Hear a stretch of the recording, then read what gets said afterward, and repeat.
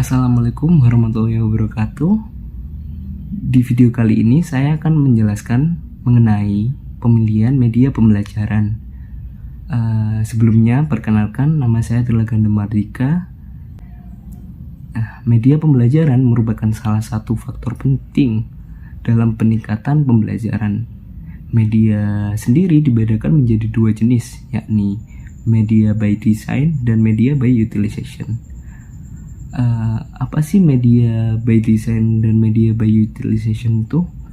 Media by design adalah media yang dirancang untuk pembelajaran, sedangkan media by utilization adalah media yang tidak dirancang untuk pembelajaran namun dapat dipergunakan untuk pembelajaran. Dasar pemilihan dari media pembelajaran ini ada dua, yakni alasan teoritis dan alasan praktis. Alasan teoritis ini adalah penyesuaian terhadap materi, terhadap metode atau cara pembelajaran, kemudian keefektifan, kenyamanan, kemudian biaya pengadaan, dan kondisi dan lingkungan dalam pembelajaran. Nah, yang kedua ada alasan praktis. Alasan praktis ini ada 4, yakni demonstrasi, familiarity, clarity, dan active learning. Nah, yang dimaksud dengan demonstrasi adalah media digunakan untuk mendemonstrasi sebuah konsep, alat, ide, dan lain-lain. Familiarity adalah kebiasaan guru atau seseorang dalam menggunakan media pembelajaran tersebut. Yang ketiga ada clarity, atau media ini digunakan untuk menjelaskan isi, menjelaskan pesan agar pesan itu bisa dijelaskan secara konkret. Kemudian yang keempat adalah active learning, atau media ini digunakan untuk meningkatkan upaya dalam pembelajaran agar siswa itu dapat aktif dalam pembelajaran, sehingga dalam pembelajaran itu guru itu sengaja untuk membuat siswa agar lebih aktif dalam bertanya, dalam menjawab. Nah, berikutnya untuk pemilihan media pembelajaran akan dijelaskan oleh teman saya, Kak Evita.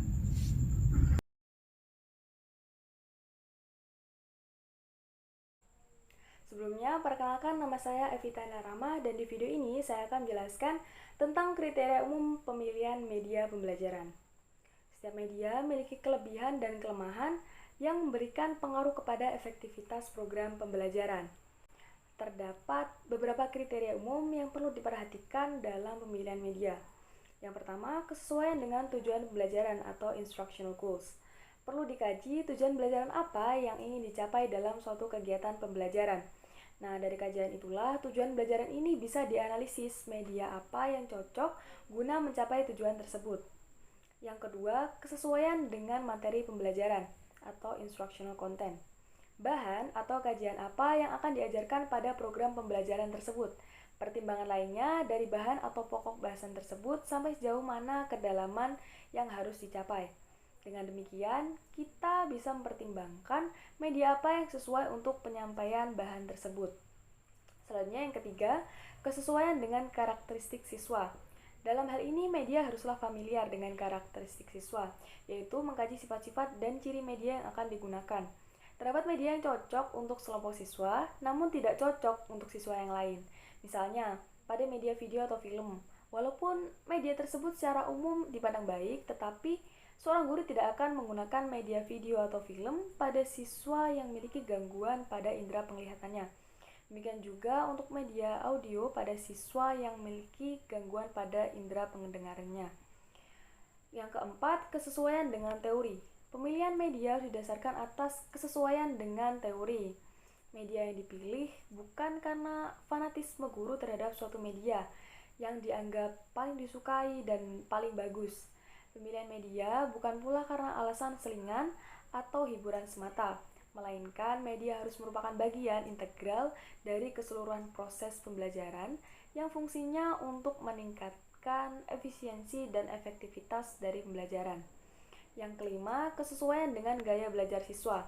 Kriteria ini didasarkan atas kondisi psikologi siswa, bahwa siswa belajar dipengaruhi pula oleh gaya belajar siswa. Terdapat tiga gaya belajar siswa, yaitu tipe visual, tipe auditorial, dan tipe kinestik. Siswa yang memiliki tipe visual akan mudah memahami materi jika media yang digunakan adalah media visual, seperti TV, video, dan lain-lain. Berbeda dengan siswa dengan tipe auditif, lebih menyukai cara belajar dengan mendengarkan dibanding menulis dan melihat. Dan tipe kinestik lebih suka melakukan dibanding membaca dan mendengarkan. Yang terakhir, keenam, kesesuaian dengan kondisi lingkungan, fasilitas pendukung, dan waktu yang tersedia. Bagaimana bagusnya sebuah media apabila tidak didukung oleh fasilitas dan waktu yang tersedia, maka kurang efektif. Misalnya, sekolah di sebuah desa terpencil membeli perangkat komputer untuk mata pelajaran komputer. Namun hal itu menjadi tidak berfungsi dengan baik karena ternyata di sekolah tersebut belum terpasang aliran listrik. Nah, itu dia kriteria umum pemilihan media. Untuk selanjutnya akan dijelaskan oleh teman saya, Kak Danindra. Oke, assalamualaikum warahmatullahi wabarakatuh. Saya Danindra Bisono. Di sini saya akan menjelaskan sedikit tentang kriteria khusus dalam memilih media pembelajaran. Di sini ada 6 macam kriteria, yaitu pertama adalah akses. Kemudahan akses menjadi pertimbangan pertama dalam memilih sumber pembelajaran. Apakah media yang kita perlukan itu tersedia dan mudah dimanfaatkan. Yang kedua adalah cost atau biaya. Biaya juga perlu dipertimbangkan. Media yang efektif tidak perlu mahal. Jika guru kreatif dan menguasai materi, maka akan memanfaatkan objek yang mudah dan efektif. 3 ada teknologi. Teknologi juga harus diperhatikan apakah teknologi itu tersedia dan mudah digunakan. Yang keempat ada interactivity, yaitu media yang baik adalah media yang dapat memicu komunikasi dua arah. Yang kelima ada novelty, media yang lebih baru biasanya lebih menarik bagi pembelajaran siswa. Yang keenam ada organization, yaitu perlu dukungan organisasi, misalnya pemimpin sekolah.